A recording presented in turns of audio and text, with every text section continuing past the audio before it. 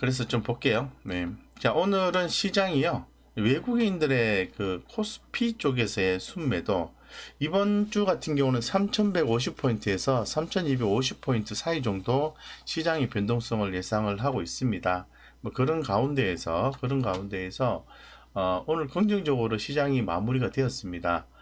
그런데 시장은 아무래도 그 코스닥 코스피 쪽보다는 코스닥이 더 강한 것 같아요. 그래서 여기 보시는 것처럼 시장 흐름이 상당히 좋다 이렇게 말씀드릴게요. 상당히 흐름이 괜찮습니다. 좋게.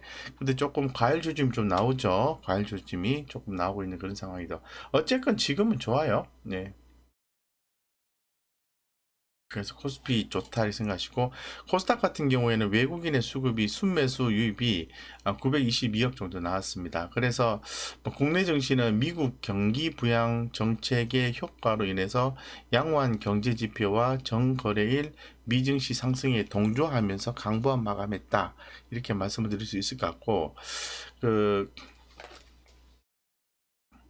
전체적으로 보면은 또 양호한 경제 지표와 기업 실적 영향으로 인해서 다우 지수가 신고점을 갱신했잖아요. 그래서 미증시 상승과 미국의 또 경제 회복 기대감 뭐 이런 부분에 의해서 국내 증시 투자 심리도 상당히 긍정적으로 연출되었다라고 말씀을 좀 드릴 수 있을 것 같습니다. 상당히 좀 고무적이다고 말씀드리고, 다만 그런 부분이 있겠죠. 다만 어, 현대차의 전고체 배터리 자체 개발 우려에 2차 전지 배터리 3사의 하락이 좀 있었고요. 6거래일 연속 단기 상승에 따른 피로감에 차익 실현 매물 출회되며 상승폭을 제한시켰습니다. 현대차 한번 볼게요. 현대차.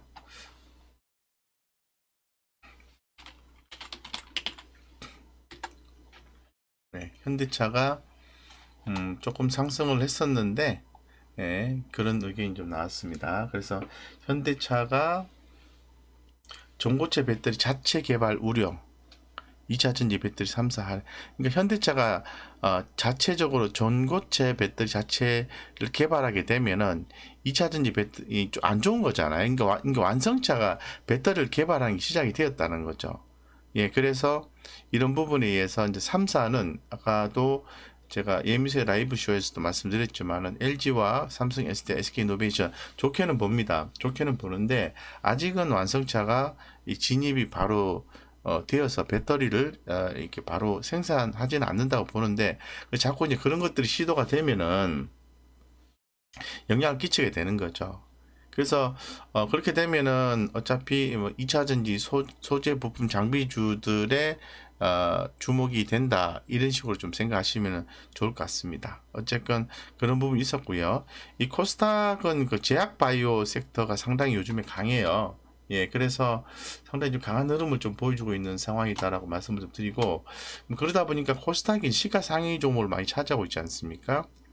예, 그래서 특히 이제 제약바이오 섹터의 코로나19 재확산에 따른 강세 이런 부분들, 또 반도체 섹터에 대해서 요즘 관심이 많죠. 그리고 삼성전자가 투자 확대를 한다 이런 말씀을 좀 드리고 있지 않습니까? 그로 인해서 이제 코스닥 시장이 상당히 흐름이 좋았어요. 잘 아는 것처럼 전일에도 말씀을 드렸고 오늘도 말씀을 좀 드렸는데, 어, 어, 오늘도 말씀을 드렸는데 미국의 예, 환율 조작국 대상에서 우리가 지금 벗어나 있는 상태죠. 그래서 이 코로나19 재확산 우려로 원달러 환율이 소폭 상승 마감을 했지만은 괜찮았다 이렇게 말씀드리겠습니다. 네, 이렇게 보시면 될 것 같습니다. 네, 그래서 오늘 좀 올라간 종목들 섹터별로 구분해 보면은 뭐 특별하게 올라온 부분이 있었나 한번 살펴볼게요. 자, 코로나19 이런 부분들은 사실 기존부터 계속 올라오고 있잖아요. 예, 그래서 계속 좀 진행이 되고 있고, 그 다음에 탄소 나노 튜브 관련된 종목의 움직임이 있었습니다. 예, 그런 종목 중에서 어떤 종목이 있었는지 간단하게 한번 살펴볼게요. 탄소 나노 튜브 볼게요. 탄소 나노 튜브라. 자, 예, 뭐 크게 올랐다기보다는 예, 대유플러스라는 회사가 올랐어요. 그래서 그러다 보니까 지금 탄소 나노 튜브라고서 CNT와 관련된 종목이 총 5종목 정도로 구분할 수 있거든요. 대유플러스나 금호석유, 오픈베이스, LG화학 상보인데, 이거는 탄소 나노 튜브가 주목받아서 올라간 게 아니고, 하단에 보시면 제가 정리해 온 자료에 의하면 이 대유플러스라는 회사가 있는데요. 이 회사가 전기차 충전기 제조사와 MOU를 체결했다고 해서 상한가를 갔습니다. 그래서 올라간 거예요. 그렇기 때문에 뭐 탄소 나노 튜브의 테마성 종목이 움직였다 이렇게 얘기하지는 않습니다. 예, 그렇게 보시는 거고, 그 다음에 이제 3D 랜드, 이게 반도체 관련된 종목이 좀 핫하게 올라오고 있잖아요. 그래서 기존부터 조금 주가 흐름이 약할 때부터 계속 강조 말씀드렸는데, 사실 뭐 엄청나게 그 회사가 나쁘지 않는 이상은 적절하게 선택하시면은, 적절하게 선택하시면은, 뭐 수익이 나는 섹터군이라 봐야 됩니다. 반도체 섹터. 그래서 뭐 3D 랜드에 관련하면은 뭐 기존에도 우리가 봤듯이 뭐 PSK도 오늘도 6.5%나 올랐어요. 그리고 PSK 홀딩스 같은 경우에도 29.63%가 올랐고, 아까 말씀드린 심텍 같은 경우에도 9.7%가 올랐거든요. 예, 이런 종목들 유니테스트, 그리고 뭐 앞전에 안 올라요 이러면서 또 보셨던 뭐 후성 이런 거 있잖아요. 뭐 많이 오른 건 아닙니다만은 전일 대비해서 이렇게 또 올라갔잖아요. 후성에서 수익 나신 분 축하드립니다. 네, 그래서 우리가 늘 보던 종목에서 흐름을 잡아가고 이슈가 좀 붙고 있다라고 말씀을 드릴 수 있을 것 같아요. 그래서 상당히 우리가 늘 반복적으로 보는 내용에서 항상 답이 나온다 라고 보시면 될 것 같습니다. 아시겠죠? 이렇게 보시면 될 것 같고, 자, 그 다음에 시장에서 뭐 밥솥 관련된 종목이 움직였다라고 나와 있는데, 자, 이 부분은 밥솥이 아니에요. 밥솥이 아니고 여기에 구분되어 있는 종목이 어버브 반도체와 윌링스, 쿠쿠홀딩스 이런 쪽에 이제 구분이 되어 있는데, 이제 밥솥 쪽에서 이제 구분이 되어 있네요. 뭐 전기밥솥, 주물밥솥 뭐 이런 부분이 밥솥 쪽으로 이제 그 어버브 반도체가 들어 있어서 이 시스템에서는 밥솥 쪽이 올랐다는데, 어버브 반도체가 올라가요. 반도체. 반도체, 어버브 반도체가 상당히 오늘 좀 주가 흐름 좋았죠. 25%나 상승을 했습니다. 예, 그래서 대단히 좀 핫한 주가 흐름이 나왔는데, 참 우리가 안 보고 있는 사이에 이렇게 좀 핫하게 올라가요, 그죠? 네. 사람들은 그런 거예요. 딱 유심히 지켜봤다가 흐름이 강하게 나오네 그러면은 늘 말씀드린 것처럼 강하게 베팅을 해버려요. 강하게 베팅을 해버리니까 따라잡는 거죠. 예, 따라잡는 거죠. 그렇기 때문에 주가가 핫하게 올라가 버린 거예요. 그래서 평상시에 움직이는 종목을 좀 조용할 때 하단에서 여러 번에 걸쳐서 시간을 두고 모으는 작업을 했을 때 거기서 안전한 수익이 나올 수 있다는 거예요. 근데 이런 것처럼 핫하게 올라갈 때 따라잡게 되면은 수익이 나는 경우도 있지만 해당 변동성에 의해서 반대로 큰 손해를 볼 수도 있다는 거죠. 아시겠죠? 예, 그렇게 보시면 되고요. 그 다음에 여기 보시면 LED 장비라고 나오잖아요. 사실 이 LED 장비가 올랐다라고 해석하기보다는요, 뭐 오늘 미래컴퍼니가 11.84% 정도 올랐지 않습니까? 그리고 주성 엔지니어링이 11.4%. 우리가 기존에 좀 봤던 종목들이에요. 그래서 한번 볼게요. 미래컴퍼니, 네. 뭐 흐름이 대단히 좋습니다. 그죠? 뭐 그냥 느낌상 잡아봐도 주가가 미래컴퍼니는 더 올라갈 것 같은 느낌 들지 않으세요? 그러면 만약 가격 조정시 개념이 나와주고 있다면은 이런 것들은 또 공략이 가능하겠죠. 그 다음에 주성 엔지니어링 이런 종목들 기존부터 몇 번에 걸쳐서 반복적으로 말씀드리고 있는데 주성 엔지니어링도 잘 가요. 그죠? 예. 자, 그 다음에 기존에 또 말씀드렸던 이오 테크닉스 뭐 이런 종목들 뭐 되게 많아요. 그죠? 이런 것도 이제 서서히 이제 치고 올라가네. 그죠? 그래서 만약에 이오 테크닉스 같은 경우에 지금 126,800원이잖아요. 그죠? 126,800원입니다. 그러면은 이런 것들도 관심 있으신 분들은 보셔야 되겠죠. 보시고 무조건 공략하는 게 아니라 이 종목이 좀 갈 수도 있고 못 갈 수도 있잖아요. 근데 지금 보았을 때는 만약에 내일 한번 지지가 되면서 이렇게 수급이 좀 유입돼 주면 이오 테크니스도 공략 포인트가 나오는 거죠.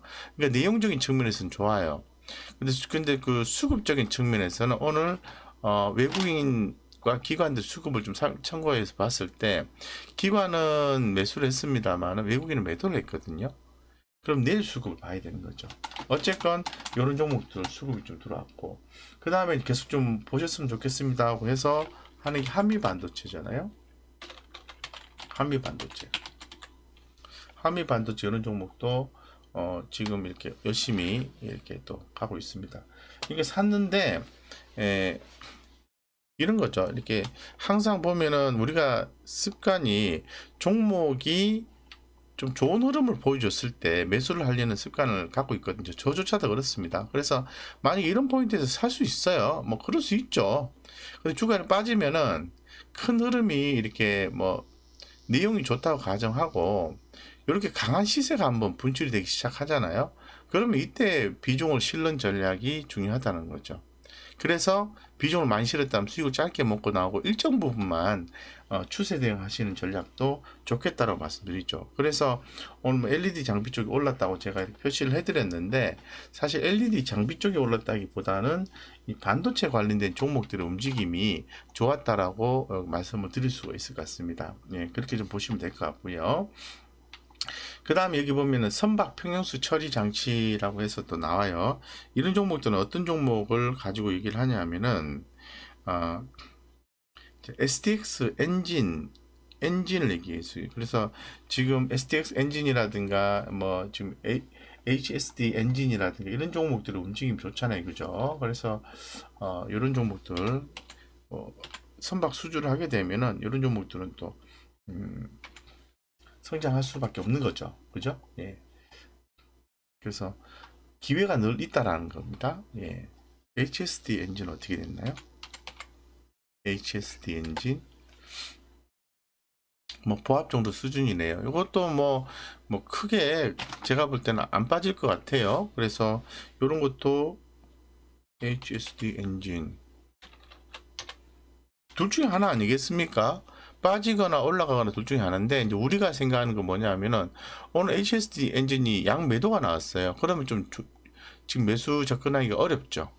근데 사실 그 실적적인 컨센서스 측면에서 보면은 HSD 엔진이 1분기 안 좋고 2분기 안 좋고 컨센서스가 좀 감소하는 걸로 나와 있어요.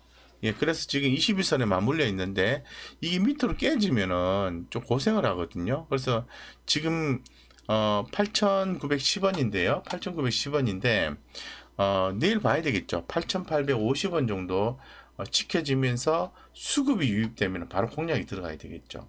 그러한 내용과 수급 개념을 해서 공략 포인트를 잡아내야 된다라고 말씀을 좀 드리겠습니다. 그런 측면에서 좀 보셔야 된다고 말씀드리고요. 자, 그 다음에 그 아까도 말씀드렸듯이 이제 FPCB 하면은 오늘 가장 대표적인 종목이 어떤 종목이 있었냐면은 뭐 대덕전자죠. 예, 뭐 아까도 말씀드렸듯이 대덕전자 같은 경우에도 기존에도 여러 번 또 이렇게 반복해서 또 투자를 한 종목인데요.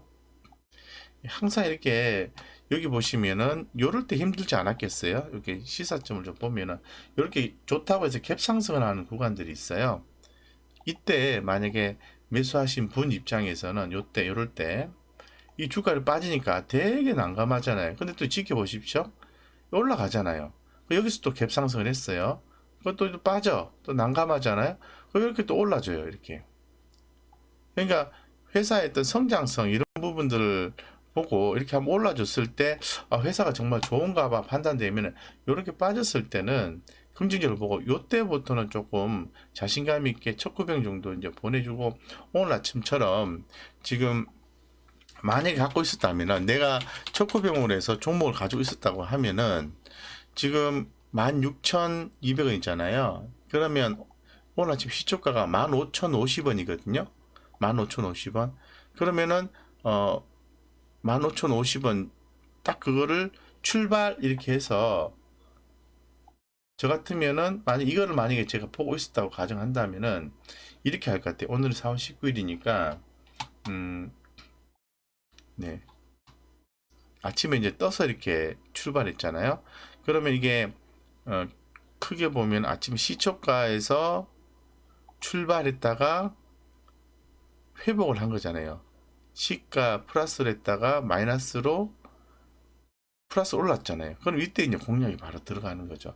그런 것처럼 이게 그 어느 정도 이렇게 보고 있어야 돼요. 예, 보고 있지 않으면은 그 포인트를 찾아내기 어려워요. 현실적으로 어려운 부분이 있기 때문에 제가 볼 때는 그냥 좋은 종목 몇 차례에 걸쳐서 모아가는 전략으로 해서 진행하는 게 훨씬 더 바람직할 수 있다라는 거죠. 뭐 제가 늘 말씀을 드리고 있습니다만은 모든 종목에 다 투자할 수는 없습니다. 없기 때문에 뭐 좀 빠지면은 좀 기다려주고 좀 다시 올라가면 사주가는 전략이 필요한데 대신에 그 해당 종목의 내용이 성장성이 있다는 걸 확신하고 있어야 돼요. 그래서 우리가 기존에 봤던 종목 중에서 이게 성장성이 있는데 많이 빠졌네 그러면은 지켜보고 있다가 올라오면은 매수가 들어가야 되는 거죠. 그래서 오늘 여기 또 보시면은 또 해운 쪽이 움직임이 있었잖아요. 자, 해운 쪽 하면 크게 네 가지 정도만 좀 기본적으로 보십사고 말씀을 드렸었는데 HMM 하고요, 그 다음에 대한해운하고 펜오션에 대해서 말씀을 드렸어요. 근데 제가 뭐라고 말씀을 드렸냐면은 HMM이 이제 엊그제도 그렇고 뭐 어제도 그렇고 똑같은 말씀을 드렸는데 펜오션은 흐름이 에너지가 상방으로 유지가 되고 있다. HMM은 유지가 되고 있는데 그 이외에 다른 종목들 같은 경우에는 에너지가 상방의 흐름이 아닙니다라고 얘기를 했었어요. 그러면은 뭐 그림상으로 봤을 때는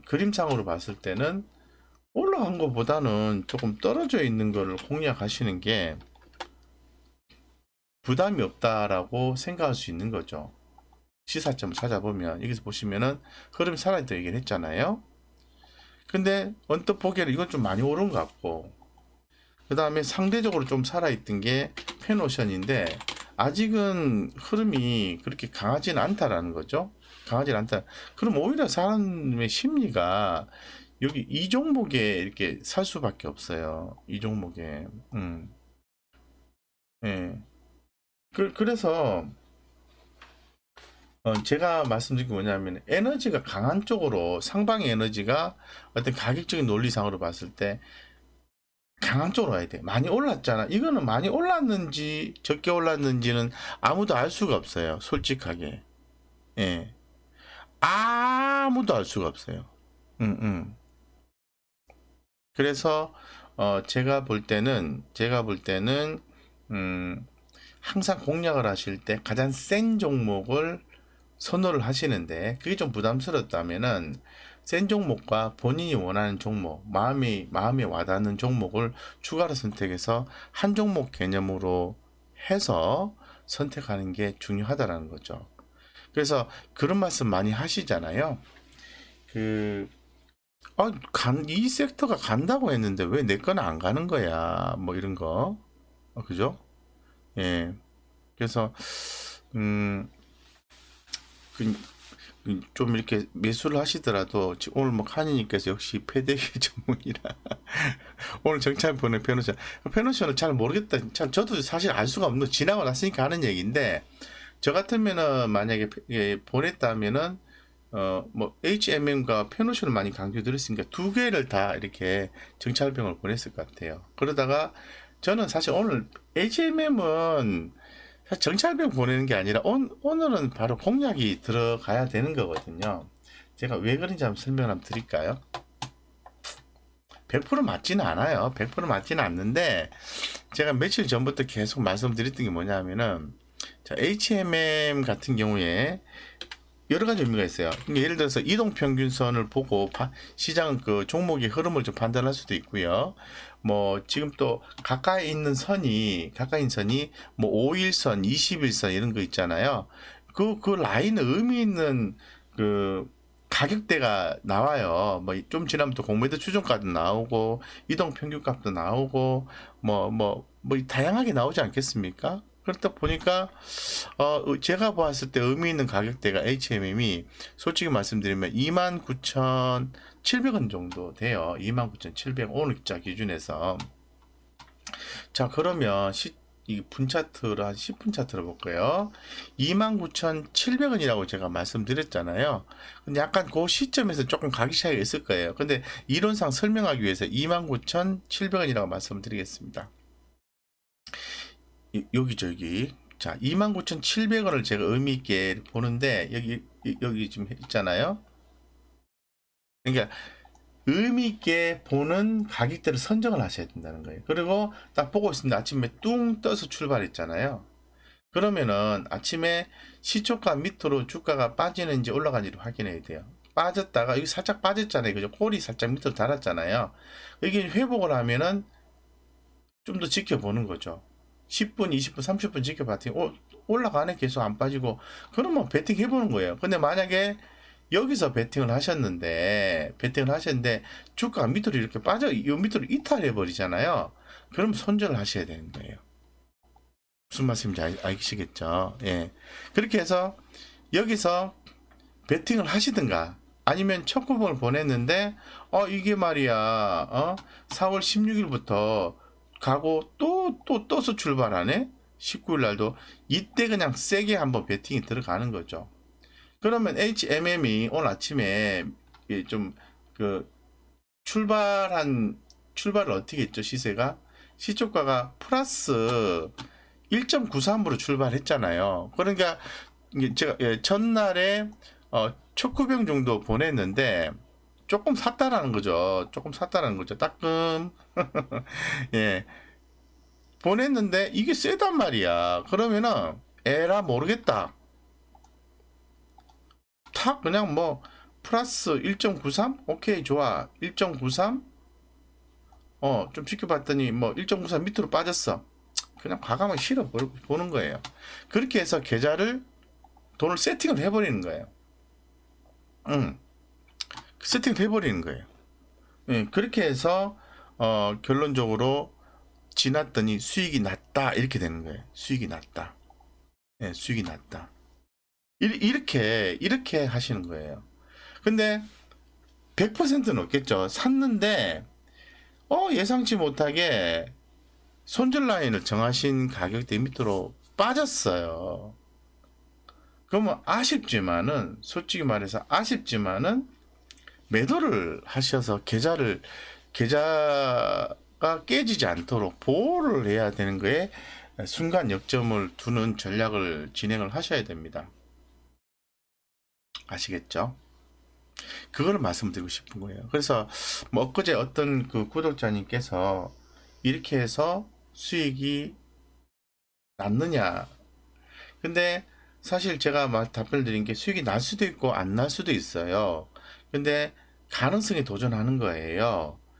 근데 우리가 목표하는 것은 성공 확률을 높이게끔 계속 그런 방법을 찾아내는 거예요. 그랬더니 뭐 그럼 신뢰할 수 없다라고 이제 말씀을 하셨는데 뭐 신뢰하고 안 하고는 본인의 이제 의사겠지만은 제가 거의 뭐 단연간 이제 저는 뭐 애널리스트는 아니잖아요. 솔직히 말해서 시장에 나와 있는 자료들을 가지고 제가 어떤 시뮬레이션을 단연간 해봤더니 요런 패턴에 공략을 하니까 수익이 나더라. 거기 짧은 패턴에서는 요런 걸 활용을 하고 긴 관점에서는 요런 걸 활용하니까 수익이 잘 나더라라는 걸 알려드린 거거든요.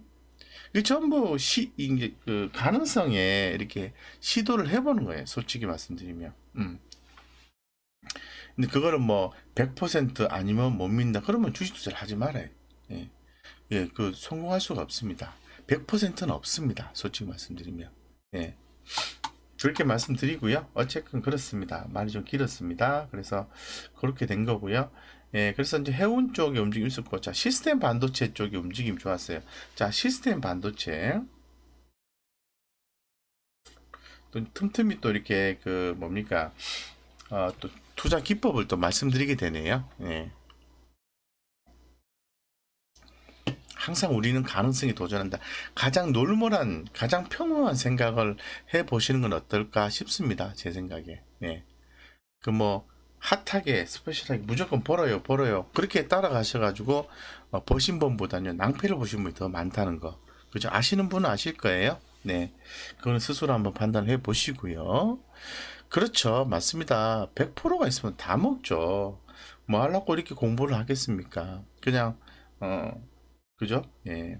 어쨌건 시스템 반도체 쪽이 좀 주목이 됐는데요. 최근부터 올라와준 종목, SFA 반도체도 있고, 아까 보부 반도체, 테스나, 뭐 NCN 이런 종목들, DB하이텍.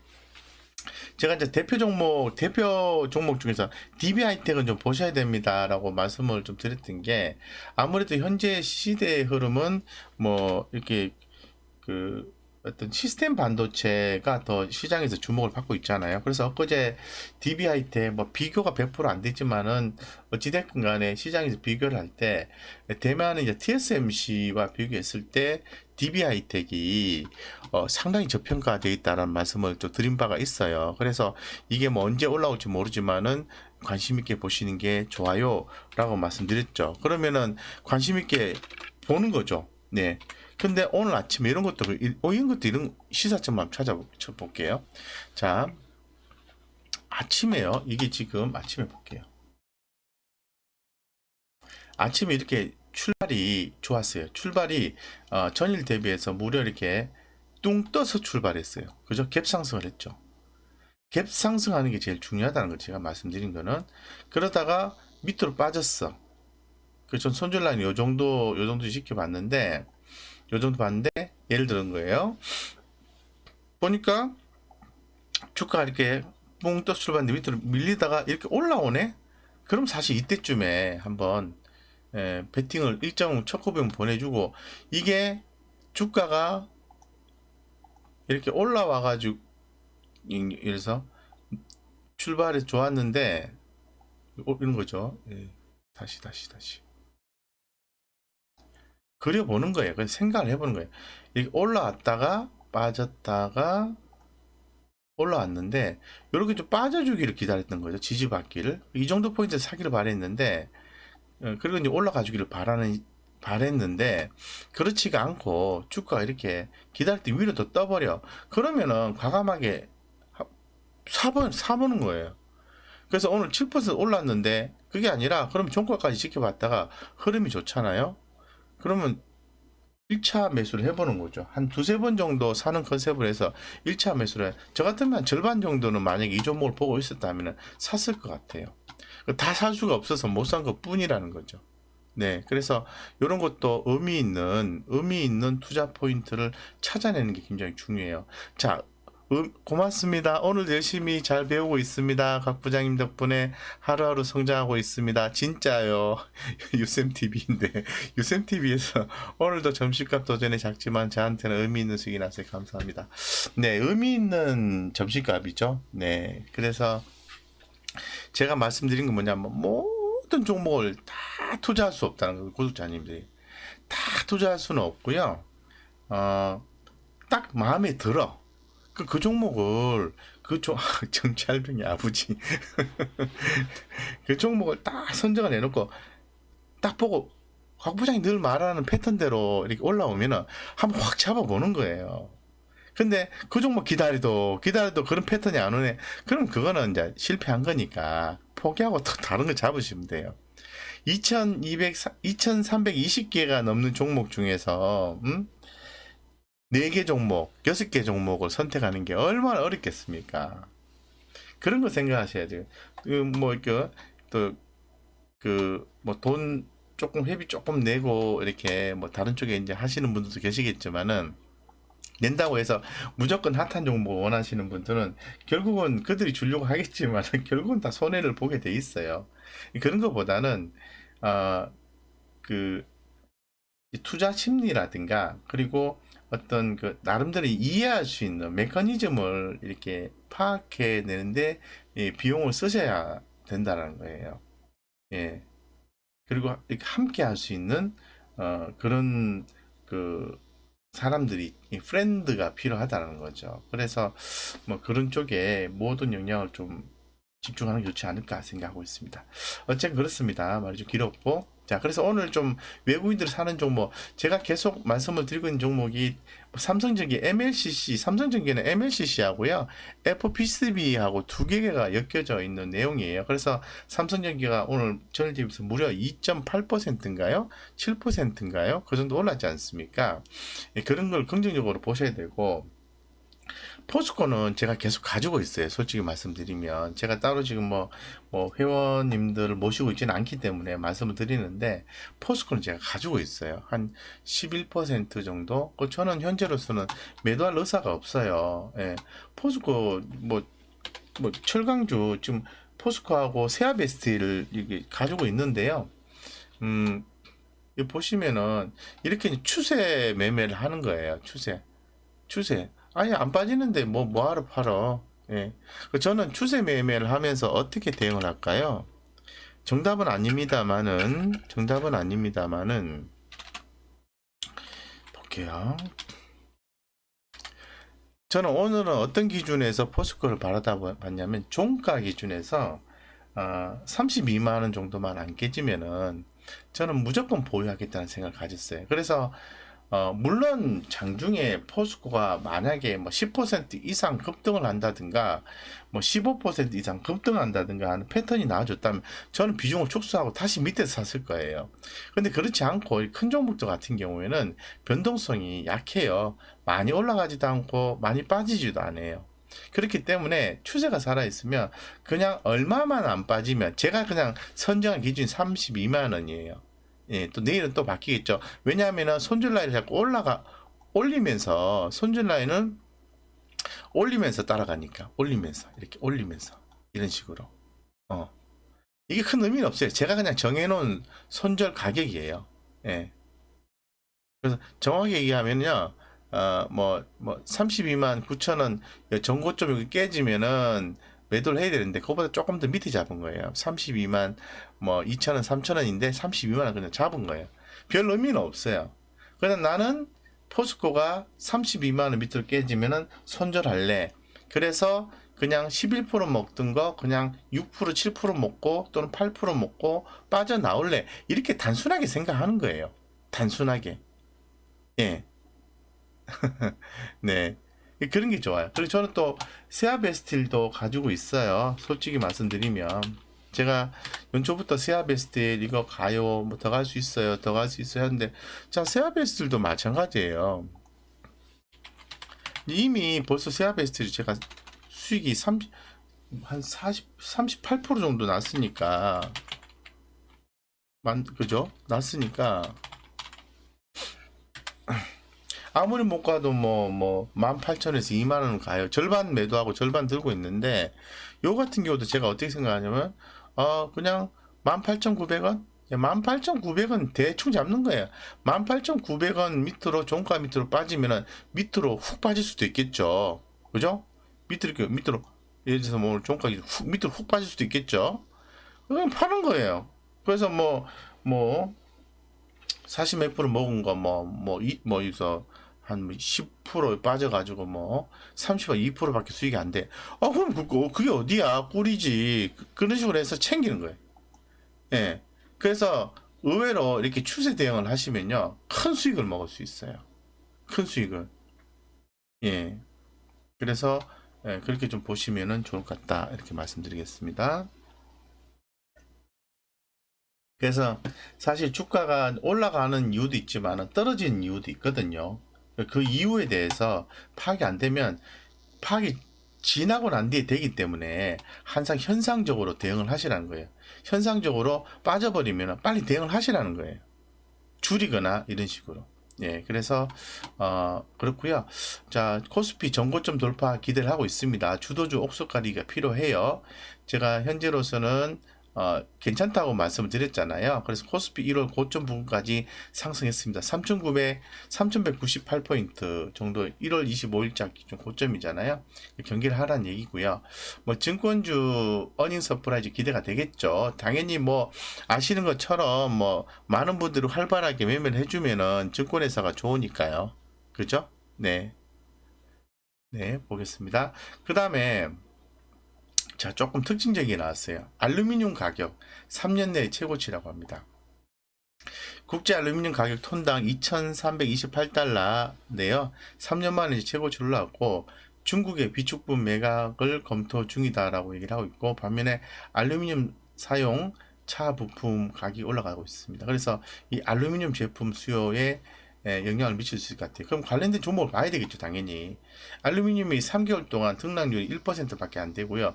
최근에 보니까 1개월에 한 6% 정도 등락률이 있었어요. 그러면 이제 조일 알루미늄, 사마 알루미늄 뭐 이런 것들이 있죠. 그래서 한번 볼게요. 사마 알루미늄 볼게요. 이런 것도 의미가 있는지 살펴보고 의미가 없으면 넘어가는 거예요, 그냥. 예. 늘 열심히 살펴보는 게 중요해요. 그날에 움직인 종목을 보시고 이 한 개씩은 내가 하루에 한 개씩 종목을 캐치를 하면은 한 달이면요. 한 달이면은 20개 종목이거든요. 하루에 한 개씩만 캐치하겠다는 생각 단순히 가져가시면 돼요.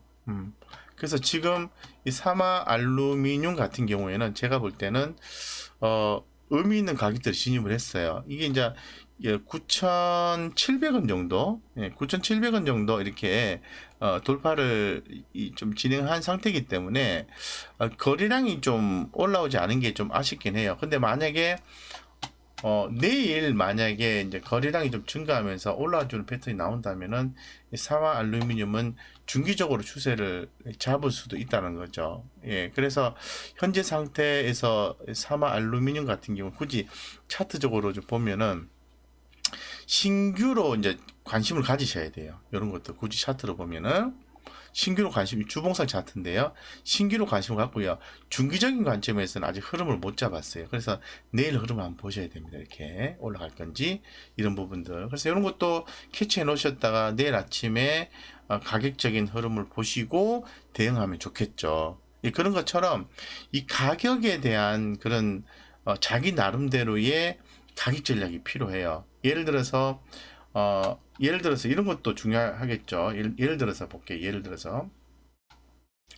들면은 제가 여러 가지 가격 논리를 좀 본다고 말씀드렸는데 이런 것도 많이 보고 있어요. 근데 요즘에 이제 시간이 좀 잘 안 돼서 계산을 못 해가지고 제가 잘 안 보는데, 특히 이제 대형주 같은 경우에는 여기 지금 보시면은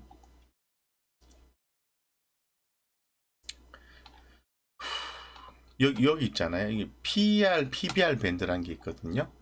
예, 저는 제가 수식이 다 있는데 이런 것도 다 계산을 해서 보곤 했었어요. 그러니까 어떻게 하냐면은 뭐 PER 3년치 숫자를 계산을 하고 또 PBR 3년치 숫자를 계산을 하고 그렇게 해서 의미 있는 가격대를 선정을 이렇게 하는 거예요. 선정을 이렇게 해서 그러면은 숫자가 PBR이 의미 있는 가격대가 3개가 나오고요. PER이 의미 있는 가격대 3개가 나와요. 요거만 해도 숫자가 6개지 않습니까? 여기에다가 에비타라든가 ROE 개념 이런 걸 또 집어넣는 거예요. 그럼 숫자가 또 몇 개 더 나와요. 이런 게 여러 가지 이 숫자들 조합을 해가지고 여기서 이렇게 올라오면은 통과하면은 매수, 지지받고 올라오면은 매수, 이런 식으로 해서 흐름을 파악을 해보는 거예요, 스스로. 그런 것들도 많이 했었어요. 근데 이거는 사실 그 방식은 굉장히 공수가 많이 들어가고 매일같이 체크를 해야 되기 때문에 이제 그거보다는 조금 더 대중적으로 사람들이 인정할 만한 그러한 가격 전략을 좀 고민하게 된 거죠. 그래서 이제 보고 있는 게 이동평균선에 대한 값이라든가 또 이렇게 그 외국인과 기관들의 매수 평단가 이런 걸 본다든가 아니면 또 피보나치 수요를 가지고 의미 있는 가격대를 본다든가 뭐 그런 식의 어떤 전략을 조금 더 세워보는 거죠. 예, 그래서 예를 들어서 뭐 다 정답은 없어요. 그래서 어떤 분들은 뭐 차트를 잘 아니 모르니 이런 얘기 하는데 그걸 얘기하는 분도 차트 100% 맞출 수가 없어요. 100% 차트라는 건 없기 때문에 그렇습니다. 그래서 여기 보면 제가 맨날 하나, 둘, 셋, 네 개란 얘기를 하잖아요. 네 개, 이게 지금 이 피보나치 수열인데 위에서 하나, 둘, 셋, 네 개에서 다섯 개 정도까지 빠지면은 과매도권이에요. 그럼 또 요런 것도 보는 거예요. 아, 포스코가 올랐다가 이 정도 빠졌네. 그러면은 이게 음봉이긴 하지만은 여기서 이 박스권 개념으로 하시는 분들 같은 경우에는 조금 초코병을 보낼 수 있죠. 다음날 양봉이 나오잖아요. 그러면 추가로 더 사주는 거예요. 이런 식으로도 할 수도 있어요. 그러니까 되게 다양해요. 그러니까 자기만의 기준 이런 거를 선택을 하셔가지고 반복적으로 적용을 해서 결론적으로 투자 수익을 낼 수 있는 경우를 많이 이끌어내셔야 되는 거예요. 그렇게 생각을 하고 있습니다. 이거 말고도 뭐 비법이라고 해서 많이 갖고 계신 분도 있으니까 그런 것들 만약 하나씩 습득하게 되면은 그런 것도 한 번은 맞겠죠. 이런 거 잘 사용하셔야 되는 거죠. 네. 그리고 예를 들어서 뭐 지금 이 사마 알루미늄도 있고 이건 좀 보셔야 된다고 말씀드리고요. 예를 들어서 매매 기법이란 게 이런 것도 있잖아요. 예를 들어서 좋습니다. 이 PSK 홀딩스라는 종목이 있어요. 자, 제가 하나 또 방법은 어떤 방법이냐. 저 급등주 매매하는 방법 중에 하나인데요. 제가 이거는 뭐 잘 하지는 않습니다. 예전에 많이 했었는데 이제는 귀찮아서 잘 안 해요. 자, 이거를 자, 가르쳐 드리면 굳이 급등주를 원하시는 분들은 지표 설정을 한번 해보세요. 지표 설정을 해서 여기 볼린저 밴드라는 게 있거든요. 볼린저 밴드. 그것도 100% 맞는 것도 아니더라고요. 해보니까. 근데도 도움이 돼요. 이게 채널 지표라는 이때 채널 지표. 자, 볼린저 밴드라는 걸 설정을 이렇게 합니다.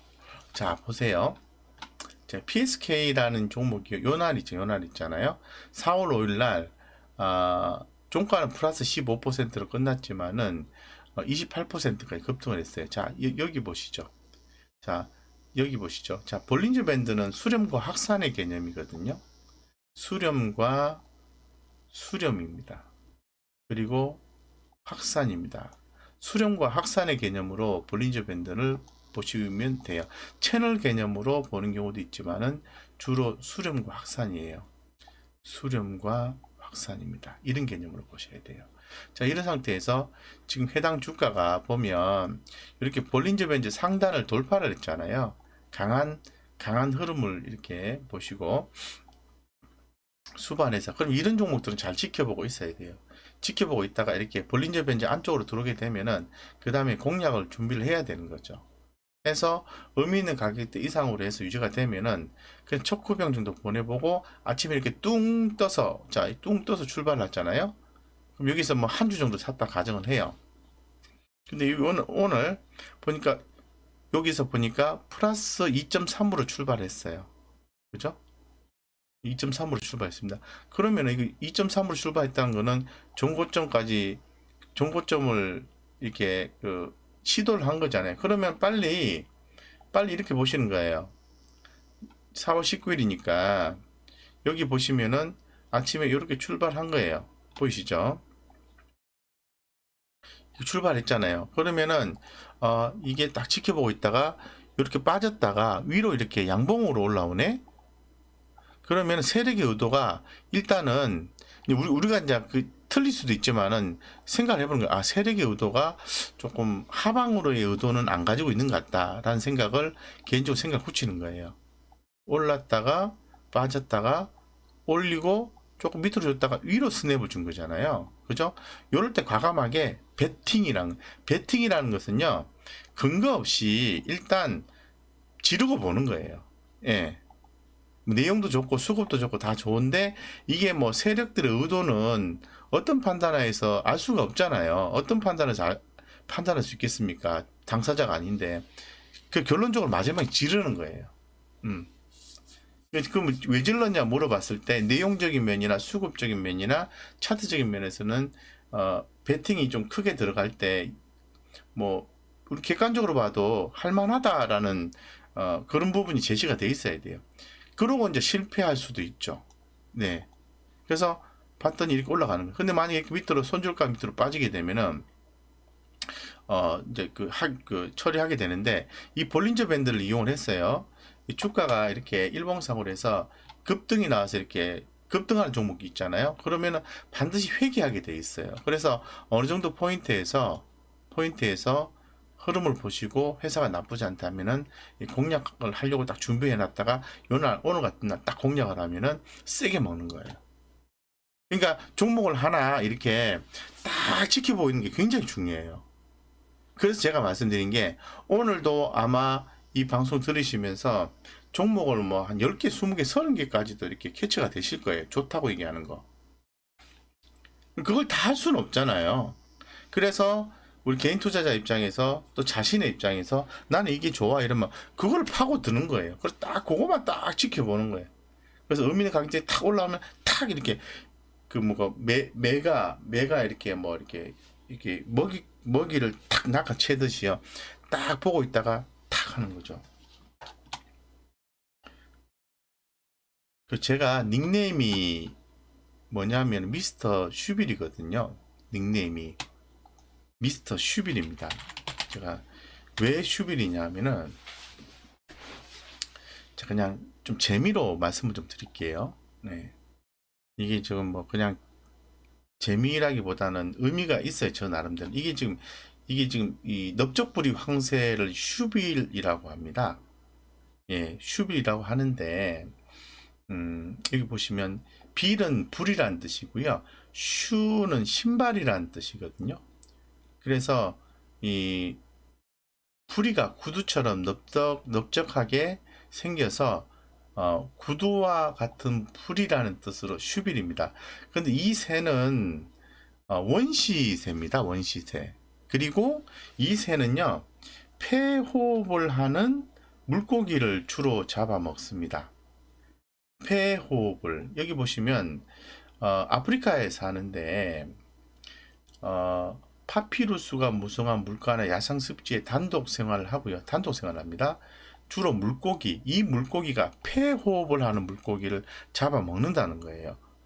예, 그 다음에 파충류 이런 걸 잡아먹게 되는 거죠. 그러면은 물고기는 아가미 호흡을 하는데 폐호흡을 하는 물고기는 그러면 이 물에서 밑에 숨어 있다가 숨이 차면은 이렇게 올라오잖아요. 그죠? 수면이 올라오잖아요. 그때 낚아채는 거예요. 정말 재밌는 것은 이 슈빌이라는 새가 여기서 딱 서가지고요. 절대 안 움직인다는 거예요. 30분도 좋고, 1시간도 좋고, 2시간도 좋고. 딱 본인이 생각하는 조건의 물고기가 딱 이렇게 어떤 모양이 나왔을 때, 예, 좀 무섭게 그러니까 딱 낚아챈다는 거죠. 기다렸다가. 그래서 제가 주식 투자에 있어서 이건 진짜 무섭게 생겼다. 주식 투자에 있어서 조금 뭐랄까 좀 기다리는 맛.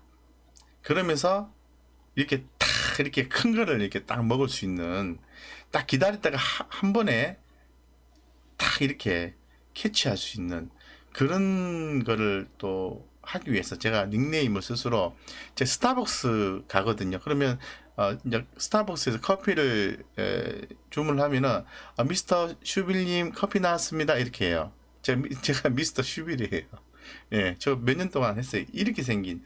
제가 상징적으로 추구하는 마인드예요. 주식 투자에서. 그래서 이벤트 드리블을 되게 좋아하는 거예요. 딱 무슨 이슈가 발생하면은 딱 지켜보고 있다가 어느 시점이 되면은 탁 낚아채려고. 낚아채서 낚아챈 먹이가 떨어질 수도 있고 또 이렇게 먹을 수도 있잖아요. 그 가능성이 도전하는 게 저희 컨셉입니다. 아시겠죠? 그래서 근데 그 방식이 생각보다는 수익이 잘 나요. 끈기 있게 하시면은. 기존에 제가 말씀드렸던 그 이벤트 드리븐했던 종목들 기억나세요? 혹시? 한번 뭐 수익이 난 제가 이벤트 드리븐을 해서 쭉 얘기했던 종목들 보면은 뭐 기억나는 거 몇 개만 얘기해 볼게요. 수익 난 것만 얘기해야지. 수익 안 난 건 얘기 안 해야지. 예. KCC 같은 경우에도 결국 많이 올랐잖아요. 그죠? KCC 우리가 말한 지 밑에서 얘기했는데 그죠? 그 다음 또 LS LG 이런 거 있잖아요. 인적 분할 한다면서요. 이런 것도 이렇게 계속 올라가잖아요. 계속 올라갔잖아요. 그죠? 또 뭐 있습니까? 옛날에 하도 많이 빠진 데서 유유 이러더니 결국은 급등해서 이제는 아무도 얘기 안 하잖아요. KCC 글라스 이런 거는 뭐 예전에 이렇게 이렇게 빠졌을 때 막 힘들어 하더니 결국은 이렇게 뭡니까? 뭐 3만 6천 원, 7천 원대 가지고 5만 7천 원 가 있잖아요. 그죠? 그 다음에 또 계속 담아가셔야 됩니다. 계속 뭐 이거는 뭐 계좌에 담아가는 게 기본입니다. 카카오, 네이버 이런 것도 얼마나 이슈가 또 많았어요. 얼마나 이슈가 많았어요. 또 하는 게 뭐가 있죠? 현재 지금 또 이슈하고 있는 게 SK텔레콤, 뭐 SK텔레콤 이런 것도 뭐 자사주 소각한다며요. 예? 자사주 소각한다며요. 뭐 이런 것도 계속 공략을 해야 되는 거예요. 예, 그렇죠, 맞습니다. 제가 또 이렇게 CS 윈도 이런 것도 뭐 어쩌고 저쩌고 저쩌고 친환경 어쩌고 저쩌고 지금 많이 오른 게 아니고요. 정님 더 올라갈 수 있어요. 더 올라갈 수 있어요. 빠지면 어때? 더 사주면 되지. 이런 생각을 가지는 거예요. 예, 풍력이 뭐 하나솔루션. 자, 하나솔루션 같은 경우에도 그런 거 아닙니까? 이런 것도 지금 태양광 올라갑니다. 뭐 유상증자 했고요. 어쩌고 저쩌고. 친환경 어쩌고 저쩌고. 자, 그러면은 오늘 뭐 CS 윈도 올라갔죠. 두산중공 이런 것도 보셔야 되겠어 계속 말씀드렸잖아요. 두산중공 올라오고 있어요 지금. 이거 보십시오. 두산중공 계속 다른 분들 두산중공 언급하시는 분 별로 없잖아요. 다 물렸다고만 생각하지. 그럼 새롭게 또 투자하시는 분 입장에서 두산중공은 이거는 올라올 수밖에 없어요. 왜냐하면은 지금 최근에 나온 게 풍력을 기존 얘기하다 최근 원전에 대한 얘기가 또 계속 나오고 있잖아요. 그러면서 지금 어떤 이슈가 있어요? 두산중공업에 자산을 몰아주는 그런 이벤트가 진행되고 있지 않습니까? 두산 퓨어셀인가요? 그것도 지분 일정 부분 가고 대주 지분도 가고 맞나요? 가고 그리고 또 두산인프라코를 분리해서 두산 파켓 지분을 두산중공업과 합하는 그런 이슈도 지금 남아있지 않습니까? 5월달에 주총하지 않습니까? 그러면 두산중공업이 가치가 빠질 이유가 없잖아요. 예? 예. 그러면 그런 거에 한번 베팅을 해보는 거예요. 근데 생각보다 빨리 안 갈 수 있어요. 그러면 또 느긋하게 보고 이제 그 종목이 이제 어느 정도 종료가 될 때까지는 보유를 하는 거예요. 그러다가 일정이 될 때까지 갖고 있는 거예요. 아까 이제 우리 그 하트 엄청나게 넣어가지고 이것 좀 해주세요 하셨는데 도리스 강님께서 CJ 무상증자 22일까지인데 계속 들고 가야 될까요? 요거 제가 답변 드릴게요. 이것도 제가 계속 말씀드렸잖아요. 자, 시젠 같은 경우에 제가 답변을 드리겠습니다. 오늘도 무려 5.23% 올랐는데 많이 올랐잖아요. 이게 아니라 한번 사보고 또 좀 더 사보고 더 가려고 뭐 초코병 좀 보내보고 오늘 제가 61주 들고 있다고 말씀을 기존에 드렸잖아요. 정확히 61주입니다. 한 주 넣고 이거 올라가네. 그래서 뭐 과감하게 60주를 사봤어요. 그래서 1218원 이렇게 돼요. 예. 1218원 이렇게 돼요. 6.28% 수익 났어요. 자, 그러면 이것도 하나의 이벤트지 않습니까? 그러면은 이게 반드시 수익 나는 것도 아니에요. 수익이 날 수도 있고 안 날 수도 있다는 거예요. 예. 그럼 4월 26일이잖아요? 그러면은 4월 22일이 아니라 4월 23일 아닌가요? 이번 주 금요일이 며칠인가? 4월 23일 아닌가요? 한번 확인해 볼게요. 4월 23일이네. 어디 있노? 도리스 강님, 4월 22일까지가 아니고요. 그렇지. 무슨 말씀인지 알겠어요. 맞아요. 그러니까 4월 26일 날 배정 기준이니까 4월 23일 날 권리락이 나온다라는 거잖아요. 그죠? 정확하게 파악하고 계신다. 그래서 시제 무상증자 22일까지라는 얘기는 권리락이 나오는 날이 23일이니까 22일 날 저녁에 이거를 팔지 말지를 결정을 해야 된다라는 걸 질문을 하신 것 같습니다. 그죠? 맞죠? 자, 그러면 제가 답을 드릴게요. 수익이 날 수도 있고 안 나올 수도 있어요. 근데 저 같으면은 현재 갖고 있는 61주는 어떻게 할 거냐면은 20 수익이 나고 안 나고 저는 무조건 들고 있을 거예요. 22일 날 한 주를 그냥 22일 날 그냥 한 주를 제외하고는 다 팔아버릴 거예요. 22일 날 종가에. 그리고 23일 아침에 딱 지켜보고 있다가 밑으로 이렇게 푹 빠지잖아요. 그러면 그 시점에 뭐 5분, 10분 사이에 한 두세 번 이렇게 시장가로에서 탁탁탁탁 치면서 결국은 판 것만큼 다시 살 것 같아요. 그러고 있다가 더 밑으로 빠지면은 추후에 좀 더 사주고 이런 컨셉을 해서 결국은 신주 상장 예정일까지 그 어느 시점에 수익이 나는 시점까지는 들고 갈 수 있을 것 같아요. 왜냐하면은 시젠이 이 저평가되어 있다고 하고 또 뭐 다양한 얘기가 나와주고 있죠. 뭐 코스피 이전 상장도 검토 중이다 이런 얘기도 좀 하고 있고 뭐 그런 상황이다 보니까 시장 분위기를 이끌어 가려는 그런 모습들이 좀 나오고 있어요. 그래서 그런 이슈를 생각을 해보는 거죠. 그래서 도전을 해보는 거예요. 도전을. 예, 그죠? 그렇게 좀 말씀드릴게요. 답변됐죠? 도리스 강님? 예, 너무 열심히 이렇게 아까 표시해줘서 눈에 확 띄었습니다. 감사합니다. 네, 좋은 질문이었습니다. 고맙습니다. 보시면 되고요. 그 다음에 좀 볼게요.